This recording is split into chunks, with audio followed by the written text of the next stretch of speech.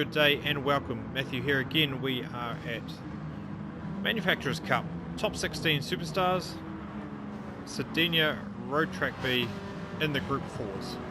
So once again in the Ferrari, qualified 12th. This car does not like this variation of the track. Too many flowing corners for it. It's not a big fan of the flowing corners. It likes the more stop-start, sharp corners. And so it's very difficult to set a competitive time in the Ferrari. Just not one to go around here.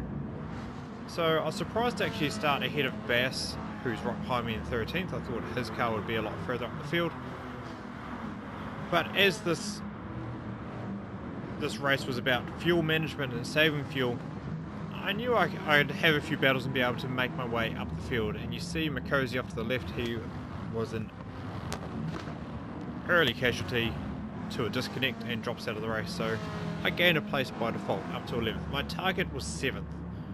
I felt, looking at the cars up ahead and where they qualified and the types of cars they were and how they managed fuel, I thought I could get a 7th if everything goes right. So heading on to lap 2, I get a really nice run through that last corner, and I'm well within his weapons draft. So pull over to the left. He doesn't really defend this corner, and I quite easily outbrake him into the first corner. Ferrari's very good on its brakes. It's one of the stronger points of the car, and it's very good at coming out of slow corners. So turn 1 is ideal for it.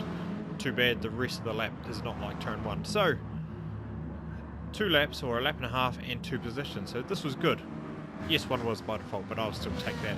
I was afraid of Bass behind. He's in the Subaru, as confusing as that Mitsubishi livery is, and he was pulling up quite quickly, and I wasn't sure if he was saving fuel or if that was just the pace of the Subaru. I wasn't too sure. I thought he should have qualified further up, as I said, so I was afraid he'd just fly past. The weakness of the Subaru is its straight line speed, so down the straights I was fairly safe. I could keep ahead of him just on pure straight line speed alone. I just had to be more wary as the tyres wore down a bit.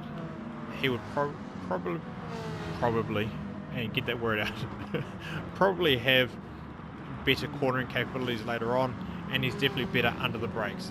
The Subaru is probably the best car under the brakes out of all the cars. So the next target was Schnick in the front engine, front wheel drive Peugeot. So that thing is very fast in a straight line, but very slow on the squiggly bits, and my car was somewhere in between, so this was going to be a bit of a battle. So I'm going to let this pass play out, and this is my attack on Schnick. So first corner, you saw how far behind I was. I closed right up on him into that braking zone. So first time coming across another driver, another car, you kind of assess your strengths and weaknesses. That time I was like, okay, maybe it was early on his brakes or something, but I was much stronger through this corner as well. So it's not really an overtaking corner, but you can see how close I'm getting. I'm not even trying to. I'm actually braking earlier than I normally would, and I'm watching Bass in my rear view mirror, so I don't want to give him any opportunity while I'm attacking Schnick. He's slowly pulling away, so it's got very good straight line speed, and then once again in the braking zones I am earlier on the brakes than I normally would be for my car, and I still gained a lot of ground on him. So it was either going to be the first corner or that corner were the spots that I was looking for an overtake. So through here, I know I was going to be faster through the long left final corner, not this one but the next one, but he is so slow. I was surprised, so I had to actually pull up quite a bit more. I give him a bit of a tap. I didn't mean to give him a bit of a tap. I shifted down a gear just to get some speed back in the car. I see Bass going up the left hand side, but the Subaru, as I said, does not have great straight line speed, and I was just in Schnick's draft, so that sort of saved me against losing a place to Bass. So now it's just about recovery, gather that time I lost in the distance I lost back up, and try again. So immediately, as you see in turn 1, I've gained back some time on Schnick, and Bass has fallen away on me. So once again, what do we have? 1, 2, 3, 4. Turn 4. Again, closing up, and setting up for a good run through this long right hander. If I can get a good run, so I stayed back a bit to accelerate as hard as I could out the end of that corner to get as much speed down the straight as possible. Schnick made a mistake and ran wide, so I've got a bit of a run. I knew he was braking earlier than me, so I could take him from a long way back. And Schnick actually gives me the room, so he didn't defend that corner that well. He may not have expected me to dive from that far. I'm not one to normally dive, so if he's battled with me, well, we have battled in the past, so he may know me to not dive from that sort of distance. But you saw his car's behaviour versus my car's behaviour, and my knowledge of the Ferrari. I've done thousands of Ks in the car, so my knowledge of what my car can do as well. And so as soon as I saw that opportunity present itself, I had that run down that back straight.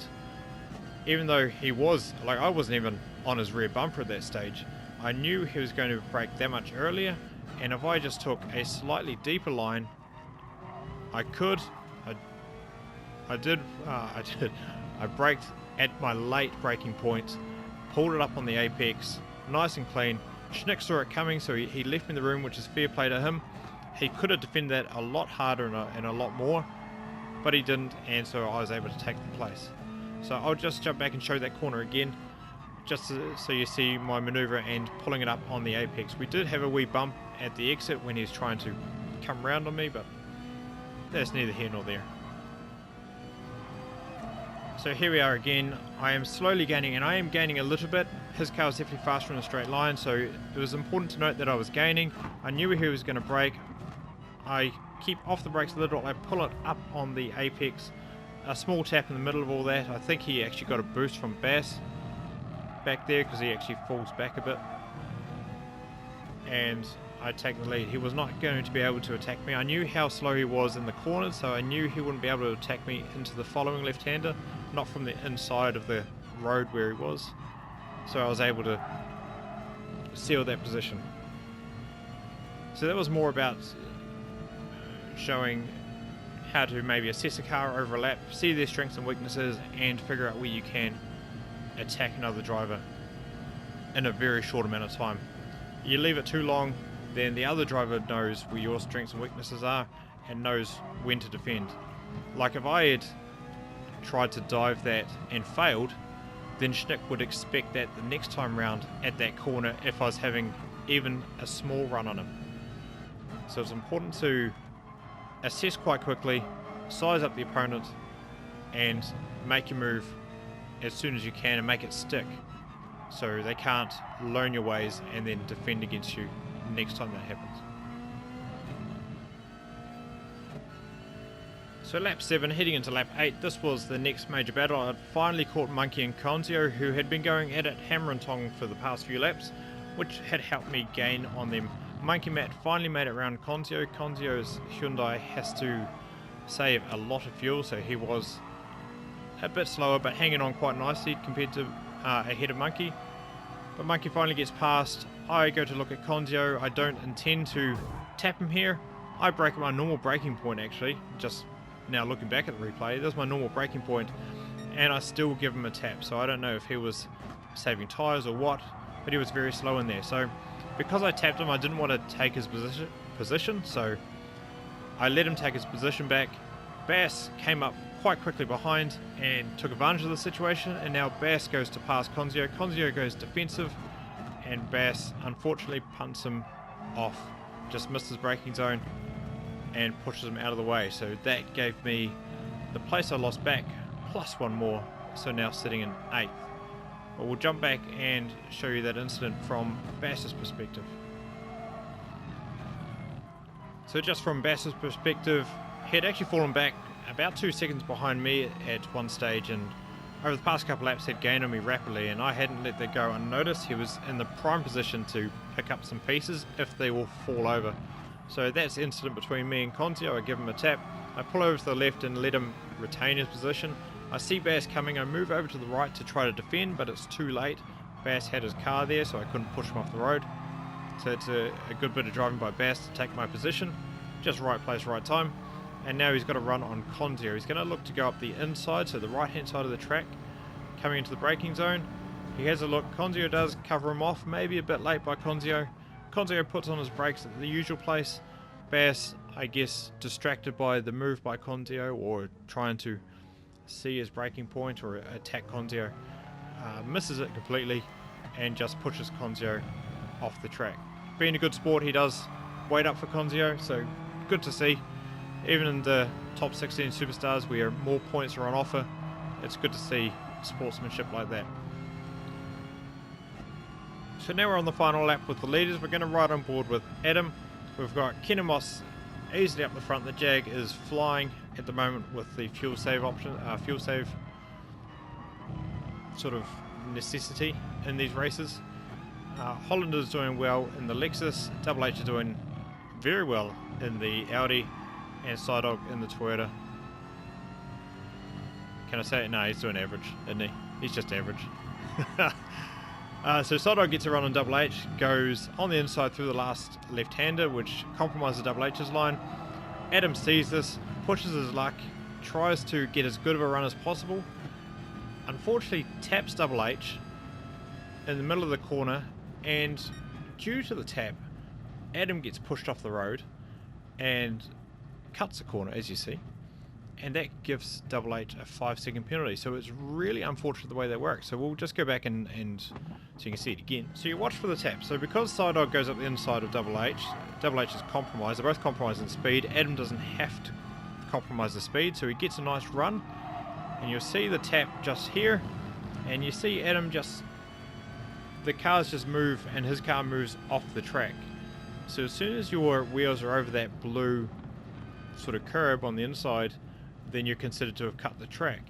If you do it without tapping somebody, you'll get a penalty, but because he tapped Double H in the middle of all that, Double H is blamed by the game and picks up a 5-second penalty. So he drops from 3rd to 6th on the final lap after a heck of a race, and the Audi, getting the Audi up to that position was a really, really good effort. So that was the race. I could not catch Monkey Matt. Monkey Matt had gained another 1.5 seconds going into the last lap, and even if he's a front engine, front wheel drive car, his tyres are probably not that bad enough for me to gain that sort of time in the last lap. I was really hoping for 7th, got 8th, so not too unhappy, even if it was one place was because Mikosi dropped. Still counts. I'll take 8th in the Ferrari. It's a really tough car to drive around here, and although the car isn't too bad with its fuel saving, it had less of an effect around this circuit because so many other cars could maintain their high cornering, use their high cornering speeds and maintain higher gears to go down the straights, that cars which weren't as good at fuel management didn't suffer as much as previous races. So this of course compounds my problems with the car going around the track, with cars that may not normally be as fast with fuel saving being able to maintain their position a lot better and a lot easier. But that's okay, I had a heck of a lot of fun. I do like these battles where you sort of start down the field and work your way up a bit, even though I'm nowhere near to the podium or the top 5 or 6. I think I was about 8 seconds back by the end of it, so not too bad. But I do enjoy these midfield battles. They can be a bit more interesting rather than races where you sort of qualify in a line and then the line spreads out. So sure, you always want to win, you always want to be on the podium or fighting for the most amount of points, but it's these races against, you know, different types of cars that, yeah, really, like I was explaining against Schnick, like learning the ins and outs of the opponent's car versus your car and where you can take advantage of it, and sort of minimizing your weak spots versus and maximizing your strengths, and using that to attack and pass and go side by side and have good battles. And so yeah, it was a lot of fun. I did really enjoy this race, even though, you know, it's not my best in terms of results wise. It was a lot of fun to do, and I'm looking forward to more races like this in the future. So thanks for coming along, thanks for watching. Hope you did enjoy what you see. If you did, give us a like and a subscribe.